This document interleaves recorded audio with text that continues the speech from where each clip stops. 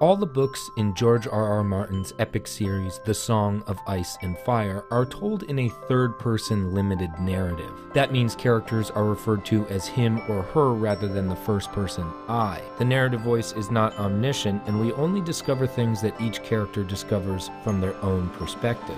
None of us are God. When we experience life, we see it through a particular viewpoint. If someone was sneaking up behind you with a knife, you wouldn't necessarily see that person, but I might. So it makes a huge difference in whose viewpoint we tell that particular incident from. But Game of Thrones differs from the traditional uses of this narrative style with the number of narrators in the books. From the first book in the series to the fifth, Martin expanded the number of characters he followed from 9 to 31. This allows his story to span a huge amount of space and time without privileging any one point of view. You are right down there on the ground experiencing them, looking out through people's eyes, walking there with them and caring about them. And the moment you do that, you're lost because you have to care. By focusing on one character's consciousness at a time, Martin also increases the possibility for surprises to come from the outside. And think of how many surprises can come from 31 character arcs interacting with each other. The narrative structure and large character ensemble are important because they allow Martin to capitalize on what I believe to be his most powerful theme: death. Since the first book was released in 1996, Martin has used the demise of his characters seemingly indiscriminately, destroying the typical tropes associated with fantasy, subverting the traditional prophecies of chosen ones, and continuing to shroud the identity of his series' protagonist, if there even is one. Martin does dabble in such prophecies, however, creating interconnected systems of belief for his characters. Several of these systems are rooted in the religions represented in Westerosi culture. There's the Seven, the Old Gods, the Lord of Light, the Drowned God, and many others. But over the course of the narrative, most of the deities the characters believe in do nothing. The Old Gods remain silent throughout the series, their vassals destroyed and their servants eliminated. The Seven Gods have a brief moment in the spotlight before their light blossoms into a destructive shade of green. The Drowned God hasn't done all that much, and while the Lord of Light pops in every now and then, one god plays an active and consistent role in the narrative. There is only one God, and his name is Death. One of the alternative names for Death is the many-faced god of Bravos, the god the Faceless Men serve. Arya Stark meets more than a couple followers, her first being her water dancing teacher, Syrio Forel. As he tells Arya in Season 1, there is only one god, the god of death. And there is only one thing we say to death. Not today. He does not say you can win, only that, at most, you can give yourself one more day.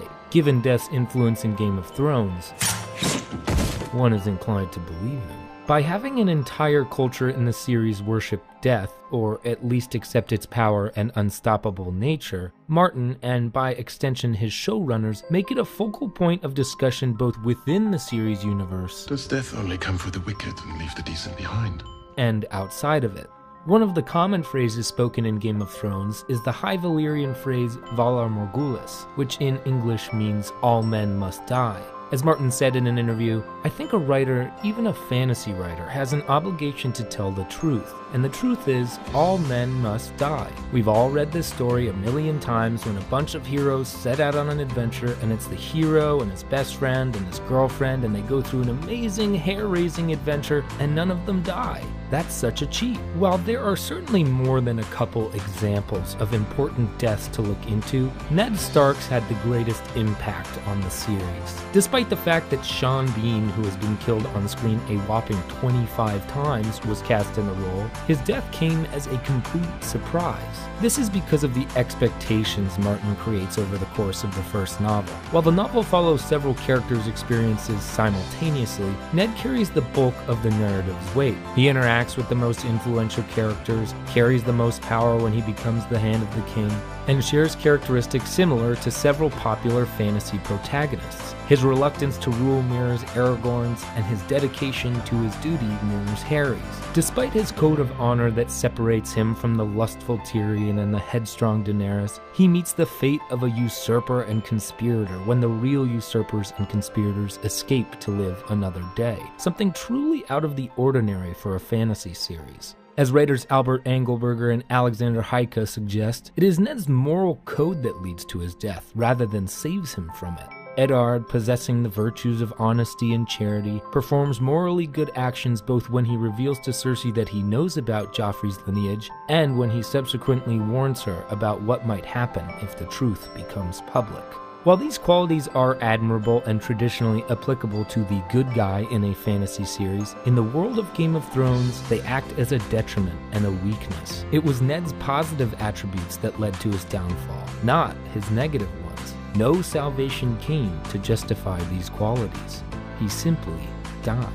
This is largely due to Martin's affection for history. He has said the books are loosely based on the English War of Roses, and he wanted to show that in war, the truth is that all people, good or bad, have an equal possibility of perishing.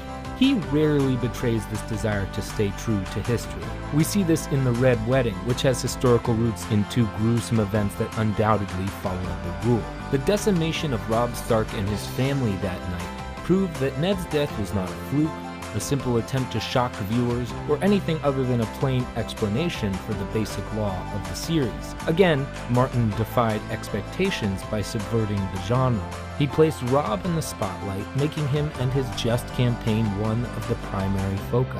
Robb attempted to take on several qualities of his father, making an effort to be an honorable leader worth following. This made the audience comfortable and content, luring them into a false sense of security where they believed the narrative was back on the traditional path of most fantasy series, at least until the King of the North's untimely demise, and unsurprisingly, everyone lost it. But despite these initial reactions, the viewership increased. The Season 3 finale had 5.39 million viewers, where the Season 4 finale had 7.09. A similar trend occurred when the Season 5 finale ended with Jon Snow's betrayal and death. Despite everyone's flipping out again and claiming they were finished with the series, the Season 6 finale pulled in 8.89 million, over 750,000 more than the Season 5 finale. It makes plenty of sense when you consider how well-trained television audiences have become to traditional narratives. It's clear there's a large audience that no longer wants to see death used as a cheap plot device, as it so often is in Hollywood. They wanted to keep character arcs unexpected and honest without betraying the integrity of the story. And that's what Game of Thrones did. By sacrificing so many early on in the narrative, Martin effectively brought every character down to the same level. If no character is more protected than any other, boundless possibilities accompany each episode, leaving the audience uncertain as to where and how it will end.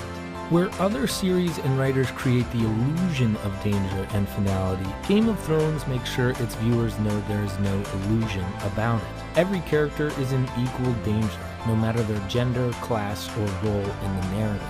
Indeed, in a series where certain characters are safe, side characters become expendable by default. We are less likely to identify with side characters built up for the chopping block because we know they won't be around for long, and we are less likely to identify with the primary and safe characters because their lack of mortality makes them less relatable. The golden boy, the character who can have everything and do everything and is, the superhero, to my mind is less interesting. When people are debating vigorously about whether a character is a good person or a bad person, that shows you created a real character, because then they're debating about that person the same way we in real life debate about President Obama or Winston Churchill or Neville Chamberlain or real characters from history or from the current world.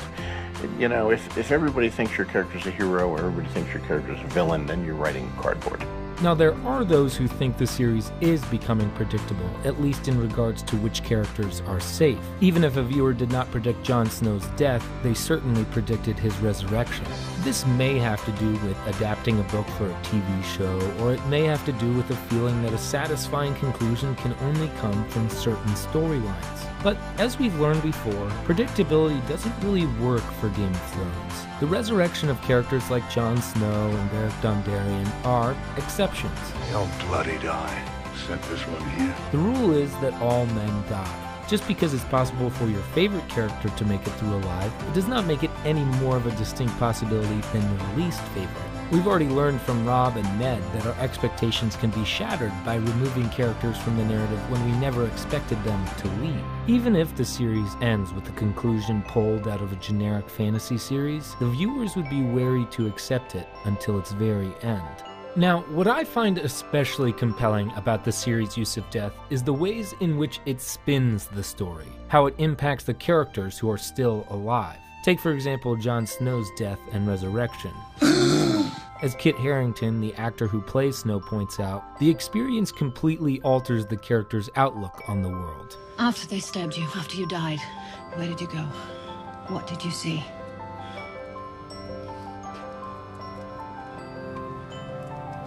Nothing. That cuts right to our deepest fear, that there's nothing after death. John's never been afraid of death, and that's made him a strong and honorable person. He realizes something about his life now. He has to live it because that's all there is. He's been over the line and there's nothing there. And that changes him. It literally puts the fear of God into him. He's seen oblivion, and that's got to change somebody in the most fundamental way there is. Similar developments can be seen with Jaime Lannister and Sandor Clegane. While neither die, both go through a near-death experience and are reborn. In the first season, Jaime tells Tyrion in regards to the recently paralyzed Bran, "Even if the boy lives, he'll be a cripple, grotesque. Give me good, clean death any day." Tyrion's response is, "Speaking of the grotesques, I have to disagree.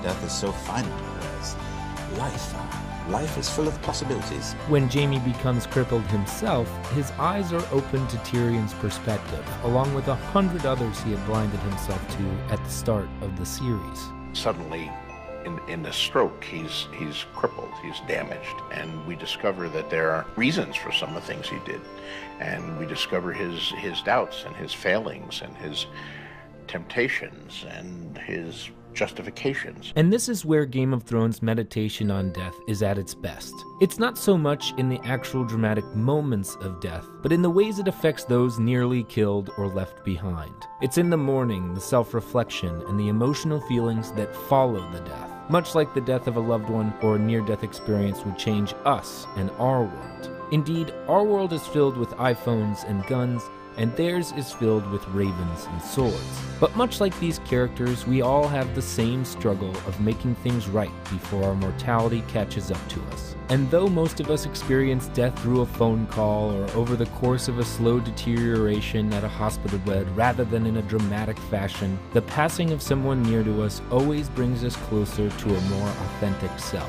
Much like these characters, we are born into very particular social backgrounds that dictate particular ways of looking at the world. Many of us suffer from old prejudices that we had no part in creating.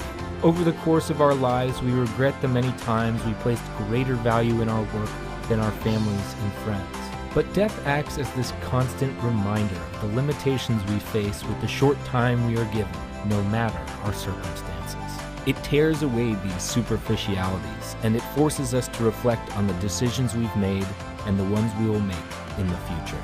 Martin's philosophy on writing comes from one of history's greatest writers, William Faulkner, and it's quite simple. The only thing worth writing about is the human heart in conflict with itself. He believes all of us have it in us to be angels, and all of us have it in us to be monsters. What matters is the decisions we make at the crucial periods and times of our life. And it's with death that he masterfully creates so many conflicts of heart, of good and bad, of the light and the dark, that influence each character's decisions. It's Game of Thrones' greatest tool in making us experience the feelings of emotional and moral complexity that are not so different from those we experience in our everyday lives.